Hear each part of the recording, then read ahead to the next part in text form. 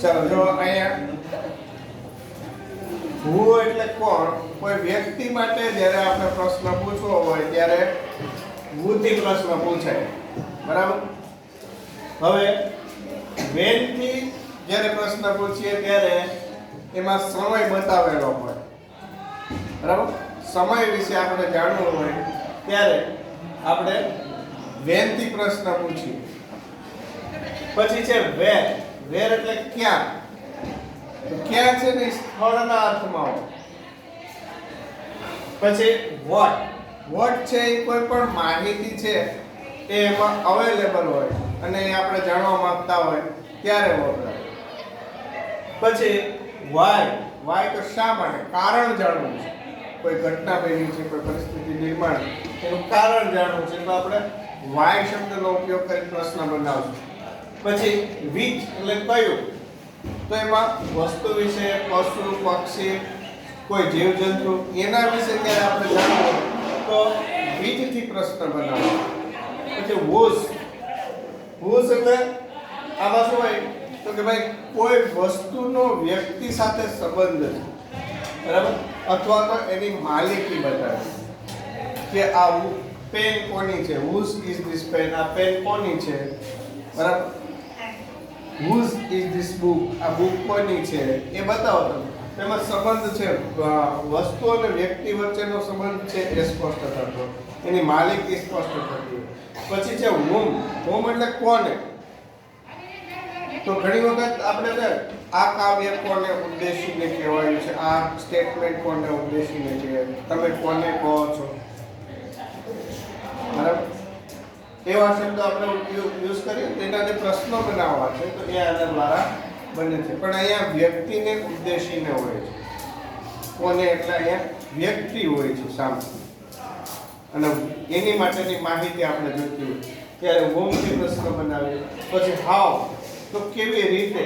તો રીત કે પદ્ધતિ જાણવી છે, બરાબર. કોઈ વૈજ્ઞાનિક પ્રયોગ છે એ થતો હોય અને એની રીત જાણવી. કોઈ સિદ્ધાંત છે, દાખલો કેવી રીતે ગણવાનો, ગાણિતિક સૂત્ર કેવી રીતે મૂકવું છે, તો રીત જાણવા માટે થઈને આપણે શું કરીએ, હાવનો ઉપયોગ કરીએ છીએ. પછી હાવ મચ, કેટલા. તો મચની અંદર શું હોય તો કે દ્રવ્ય, પ્રવાહી, બરાબર. તો એમાં પેટ્રોલ, ડીઝલ, ઓઇલ, દૂધ, ઘણી બધી જેને આપણે લીટરમાં માપીએ. તો એવી બધી બાબતો છે જથ્થાવાર છે કે જેને આપણે ગણી શકતા નથી. 1 2 3 4 માં નથી કરી શકતા. આવી બધી વસ્તુ હોય તો હાઉ મચ થી, બરાબર, આપણે પ્રશ્ન પૂછીએ. પછી હાઉ મેની છે એ સંખ્યાવાચક શબ્દ છે તો એની અંદર કેટલા, પણ એમાં અહીંયા શું હશે 1 2 3 4 એમાં આપણે ગણી શકતા હશે. તો હાઉ મચ મેની થી પ્રશ્ન પૂછીએ. પછી હાઉ ફાર, કેટલું દૂર. તો કે ભાઈ અહીંયાથી મારે અંતર જાણવું છે, બરાબર. તો જે કંઈ પણ બે સ્થળો છે એની વચ્ચેનું અંતર જાણવું હોય તો એમાં હાઉ ફાર એ શબ્દનો ઉપયોગ થાય પ્રશ્ન બનાવવા માટે. પછી હાઉ ઓફન, તો એ ફ્રીક્વન્સી જાણવા માટે કે કેટલી વખત, કામની સંખ્યા, બરાબર. તમે અહીંયાથી કેટલી વખત કાજલિયાળા ગયા છો, બરાબર. તમે કેટલી વખત જમ્યા છો, તો એમાં ફ્રીક્વન્સી છે તો એ બતાવે. પછી હાઉ હાઈ, તો એ બતાવે છે ઊંચાઈ. કોઈ પણ દીવાલ છે એની ઊંચાઈ, કોઈ ઇમારત છે એની ઊંચાઈ, કોઈ મકાન છે એની ઊંચાઈ. તો એ બધી ઊંચાઈ માપવા માટે હાઉ હાઈ, હાઈથી પ્રશ્ન પૂછાય, બરાબર. એમ ઊંડું, તો કે ભાઈ કોઈ વસ્તુની ઊંડાઈ જાણવી છે આપણે તો હાઉ ડીપ, બરાબર. તો કે આ કૂવો કેટલો ઊંડો છે, આ તળાવ કેટલું ઊંડું છે, નદીના કિનારે ગયા તો કે આ પાણી કેટલું ઊંડું છે. એમ ઊંડું જે માપવું છે તો એના માટે શું વપરાય, હાઉ ડીપ. પછી સિન્સ વેન. સિન્સ વેન છે એ ક્યારથી, પણ એ સમય બતાવે પણ એ પોઈન્ટ ઓફ ટાઈમ છે એ નિશ્ચિત હોય.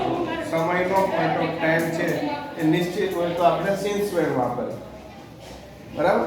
પછી ફ્રોમ વેર, ક્યાંથી શરૂ કરી. વેર થી પ્રશ્ન બનાવે, ફ્રોમ વેર.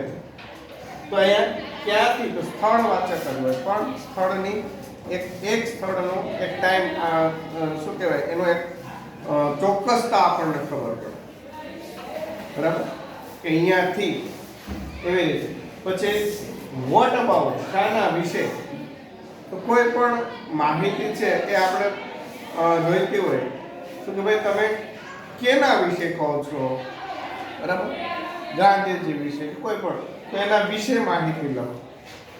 કોઈને લખવાનું કહે, કોઈને વાંચવાનું કહે, કોઈને બોલવાનું કહે, તો એની અંદર વોટ અબાઉટ. પછી અપોન હુ, કોના ઉપર, તો કોઈ વ્યક્તિની ઉપર કંઈક વસ્તુ છે અટકેલી, એવા માટે પ્રશ્ન પૂછવો છે તો આપણે અપોન હુમ વાપરશું. પછી ઇન હુઝ, કોનામાં, બરાબર. તો અહીંયા હુ શબ્દ છે એ શું બતાવે, સંબંધ બતાવે, પણ એની અંદર કેની અંદર આવેલું છે કોઈ વસ્તુ, તો એ અર્થની અંદર માહિતી જોતી હોય તો હુઝથી માહિતી લેશું. ઇન વિચ, તો કયામાં, તો કોઈ વ્યક્તિ, વસ્તુ, પ્રાણી, પદાર્થ જે પણ છે તો એની અંદરની આપણે જે માહિતી જોઈએ છે, બરાબર, તો એમાં વ્યક્તિ વિશેની માહિતી તમને મળે. તો હુમ એટલે કોને, બરાબર, તો એમાં પણ વ્યક્તિની માહિતી મળે, પણ એ વ્યક્તિ છે એ તરફ નિર્દેશ કરીને તમે કહેતા હો. પછી ફોર હુમ, કોના માટે, કે ભાઈ આ કોના માટે તમે હેલ્પ કરી, કોના માટે મદદ કરી, કોના માટે તમે સેવા આપી, તો એના માટે વ્યક્તિને ઉદ્દેશીને એ વપરાય. પછી વિથ હુમ, કોની સાથે, કે ભાઈ તમે કોની સાથે અહીંયા ગયા હતા, ત્યાં ગયા હતા, એવા અર્થમાં જ્યારે આપણે ગુજરાતીમાં કહીએ તો એ વિથ હુમ, એમાં પણ વ્યક્તિ વિશે માહિતી હોય છે. ઓન હુઝ, કોના ઉપર, બરાબર, તો એની ઉપર કોઈ વસ્તુ છે એ છે અને એની માહિતી જોઈએ છે, બરાબર. અને એના પછી અપોન હુઝ એટલે કોના ઉપર, પણ ત્યાં વ્યક્તિ ઉપર કંઈક છે એવું દર્શાવવું છે. તો આપણે આ રીતે